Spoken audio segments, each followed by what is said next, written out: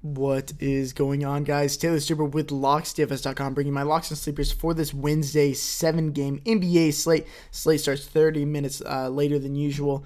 We're a little over 24 hours before the trade deadline, so I expect a lot of news to be coming out throughout the day. We saw Marc Gasol yesterday, supposedly traded, but I guess that trade ended up falling through. But he did sit because of that, and then we instantly played Avon Rab and Jaren Jackson became two of the best values on the entire slate. Became pretty high on Mike Conley as well. All three of them did very well.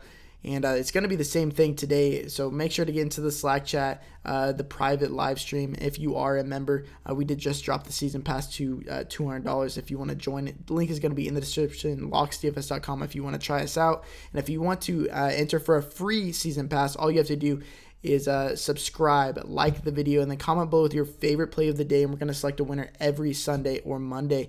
And if you want to watch my bankroll management series that I started yesterday, day 2 of that came out today. And if you want to see how yesterday went for us across the 3 sports that I played, just go and check that out. That video is already posted. But anyways, let's just get into this slate. So yesterday, Pop said that he's going to sit DeMar DeRozan and LaMarcus Aldridge. As I say, the Pistons just traded Stanley Johnson to the Bucks for Thon McCurry. So, yeah, trades like that are going to be happening all day. So, anyways, Aldridge and DeRozan out for today's game against the Warriors. Obviously, they dropped from 11-point dogs to 15-point dogs. Not like they had a chance anyways inside the Oracle.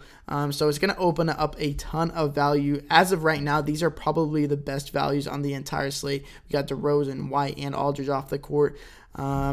Rudy Gay, it is a limited sample size of only 102 minutes, but he does have a 33.7% usage rating, averaging 1.68 fantasy points per minute, which is absurd. But they've kind of already just given up this game. They're not trying to win.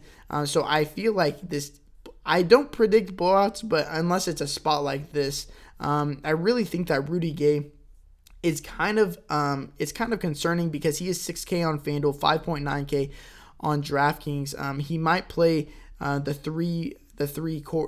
3 quarters, and he might play 24, 25, 26 minutes. Don't know how much he plays into the fourth quarter. I think he's fine for cash games. I think he gets there because he is probably going to be pretty chalky. But there are going to be pieces around that price range that I like slightly more, like Marvin Bagley.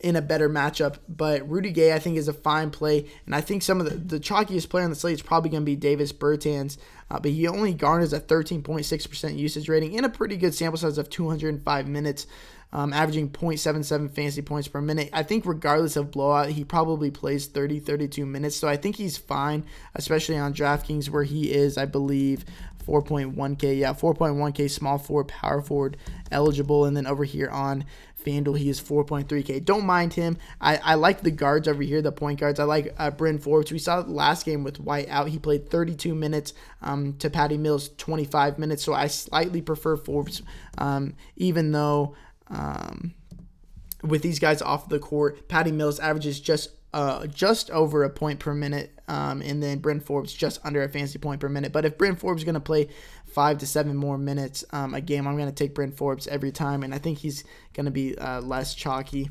Some other guys that I like on this slate is with Cody Zeller returning for Charlotte, it is big for Kemba Walker.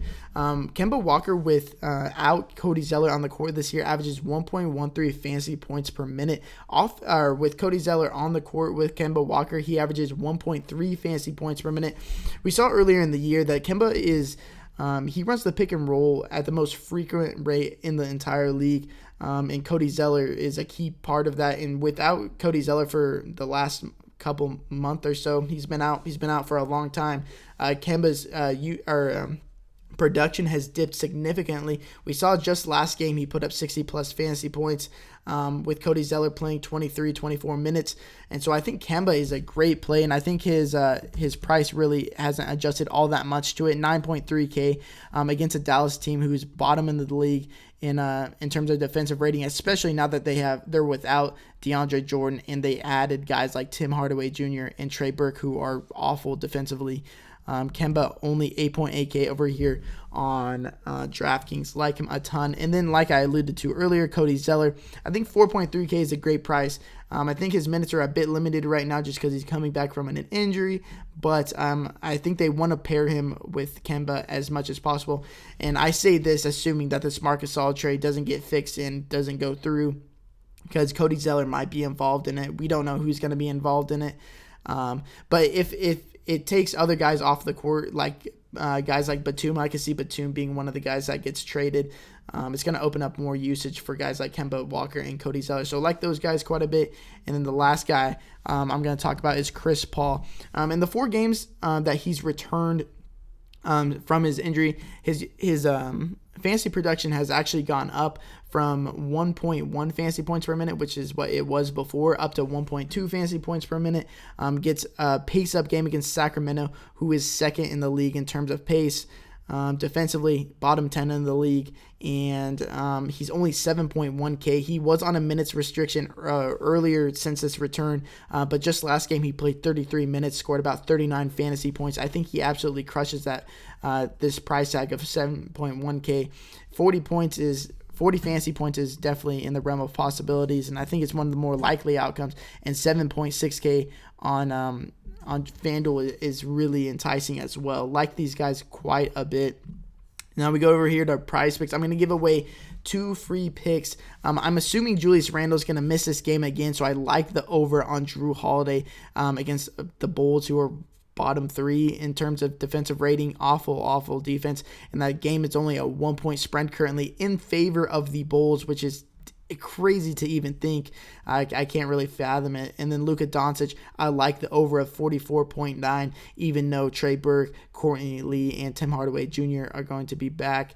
So if you go ahead and if you bet $40, say $50, round it up, you get 2.5x if you hit these, both of these on the over. And if you want to add 2 more players, you can 10x your money. I've seen countless people from our members hit a 4 entry max, and then they 10x their money from 100 to 1,000.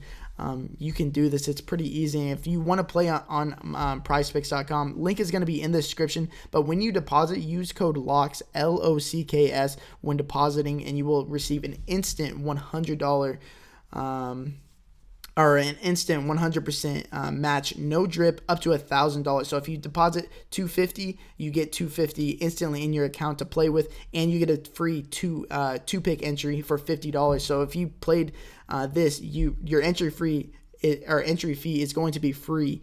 And if you win $50 right off the back on top of your bonus. So yeah, if you use code LOCKS, LOCKS, when depositing, let us know on Twitter at Locks DFS.